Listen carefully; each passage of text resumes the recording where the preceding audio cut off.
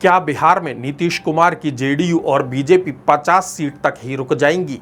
क्या 2025 के बिहार विधानसभा चुनावों में आरजेडी अकेले दम पर 122 सीट जुटा लेगी और सरकार बनाने के लिए तेजस्वी यादव को किसी के समर्थन की जरूरत नहीं पड़ने वाली?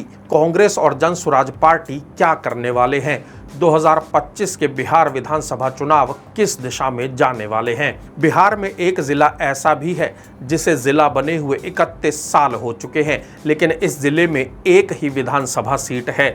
ये जिला है शिवहर, जो 1994 में तब के सांसद रहे रघुनाथ झा के प्रयासों से जिला बनाया गया था।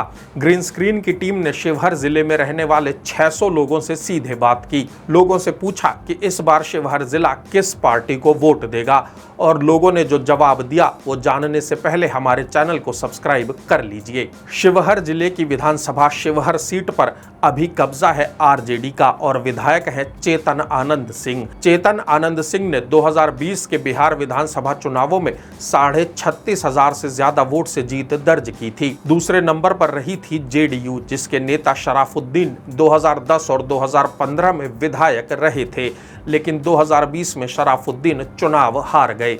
अब 2025 के बिहार चुनाव में शिवहर सीट पर जेडीयू को फिर हार मिल सकती है और जीत आरजेडी के चेतन आनंद सिंह की ही होती हुई नजर आ रही है। यानी शिवहर जिले से आरजेडी के लिए अच्छी खबर है और ये सीट तेजस्वी यादव के चेहरे पर मुस्कान लाने वाली हो सकती है। शिवहर के साथ ही ग्रीन स्क्रीन की टीम शेखपुरा के लोगों के बीच भी पहुंची।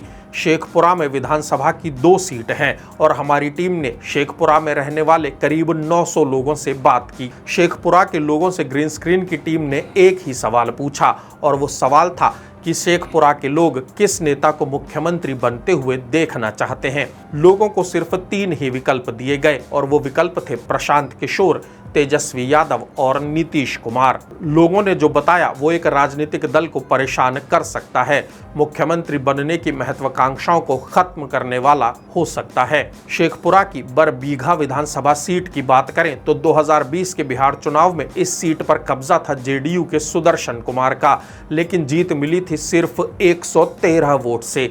हालांकि 2025 के बिहार चुनाव में जेडीयू के लिए राहत की बात यह है कि बरबीघा विधानसभा सीट 2025 में भी जेडीयू के पास ही रह सकती है।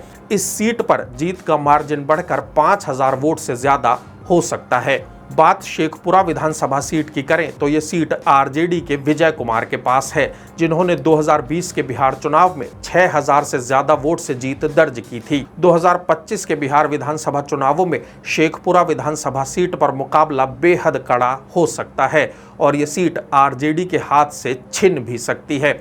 हालांकि मुकाबला इतना कड़ा होगा कि हार जीत का मार्जिन 2000 वोट से कम रह सकता है। 2020 के बिहार चुनाव के मुकाबले 2025 के चुनावों में आंकड़ा उलट सकता है और आरजेडी की परेशानी बढ़ सकती है। इस जिले में प्रशांत किशोर की जन स्वराज पार्टी अहम फैक्टर साबित हो सकती है, जो दोनों सीट पर वोट काटने का काम करती हुई दिखाई देगी। अब ये देखना होगा कि जन स्वराज पार्टी किस पार्टी के वोट काटती है और प्रशांत किशोर की ये पार्टी कौन से दल को कितना नुकसान पहुंचाती है। बिहार चुनाव से जुड़ा ये वीडियो यदि पसंद आया हो तो लाइक और शेयर करें, चैनल को सब्सक्राइब भी कर ले और बेल आइकन को भी दबाएं ताकि हमारे नए वीडियोस की जानकारी आप तक पहुंचती रहे।